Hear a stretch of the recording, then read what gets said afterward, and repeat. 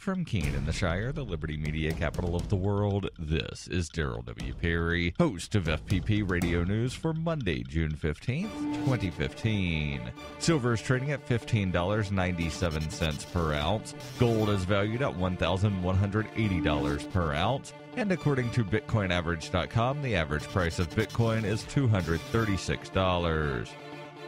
Antiwar.com reports Kurdish YPG forces are advancing this weekend against the Islamic State-held town of Tel Abyad, a primary route for the Islamic State capital of Raqqa to the Turkish border, and are threatening to cut off the key supply route for the Islamists. YPG officials are confirming coordination with the U.S. military on the attack and several airstrikes carried out against the Islamic State forces in the town, the number of which is said to be growing as civilians flee the area towards the Turkish border. The Islamic State still controls the town and the border road, but Kurdish officials say they believe it is only a matter of time before they take the area, a move which itself threatens to fuel more Turkish anger about U.S. government's close alliance with Kurdish forces in Syria. Turkey has complained that the U.S. is allied with Kurdish factions like the YPG, which are considered terrorist groups in Turkey, and fears Kurdish growth along its border threatens to ignite a new secessionist war among Kurds inside Turkey. If nothing else, it is saddling the region with tens of thousands of new Arab refugees, as the Kurds are accused of chasing the Arabs out of the regions liberated from the Islamic State. Given how important Tel Abyad is to the Islamic State, it is unthinkable that the town will fall easily to the YPG advance, and even with U.S. air support, this is likely to be a protracted battle for control over the border crossing, one which the Islamic State will bring as many fighters as necessary to hold.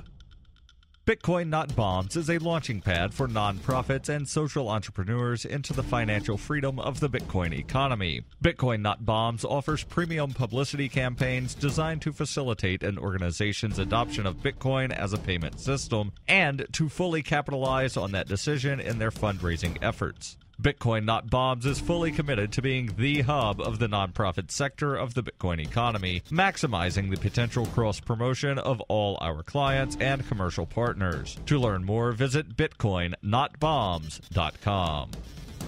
UPI reports representatives of the United States and Venezuela met in a high-profile summit in Haiti over the weekend to mend diplomatic ties. According to media reports, Thomas Shannon, a counselor to the U.S. Secretary of State, met with Chairman of Venezuela's National Assembly, Diosdado Cabello, on Saturday. The meeting lasted for about 90 minutes and was facilitated by the Haitian president. It was not immediately disclosed whether any progress was made or how much during the summit. Word of the summit was revealed on Twitter, where Venezuelan officials addressed the meet and said the efforts there were aimed at thawing the nation's icy approach to one another. Earlier this year, Venezuela accused the United States of plotting a coup to overthrow President Nicolas Maduro. In turn, Washington labeled the South American Republic a security threat.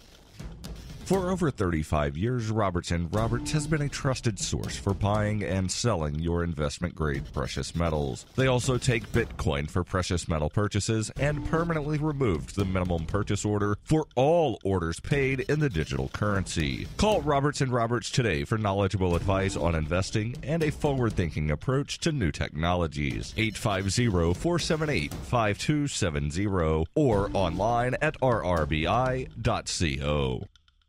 Reuters reports talks on ending a deadlock between Greece and its international creditors broke up in failure on Sunday, with European leaders venting their frustration as Athens stumbled closer towards a debt default that threatens its future in the euro. European Union officials blame the collapse on Athens, saying it had failed to offer anything new to secure the funding it needs to repay 1.6 billion euros to the International Monetary Fund by the end of the month. Greece retorted it was still ready to talk, but that EU and IMF officials had said they were not authorized to negotiate any further. Someone close to the talk said, "This is very disappointing and sad. It was the last attempt to bridge our differences, but the gap is too large. One can discuss a gap, but this is an ocean." Both sides acknowledged that the talks lasted less than an hour, although even here accounts differed. Greece put the length at 45 minutes. EU officials put it at half an hour. Last Friday, Greek Prime Minister Alexis Tsipras had indicated he would accept painful compromises on demands for austerity and reform in return for debt relief. But the Commission said after the talks, which also involved the European Central Bank, that the Greek proposal remains incomplete.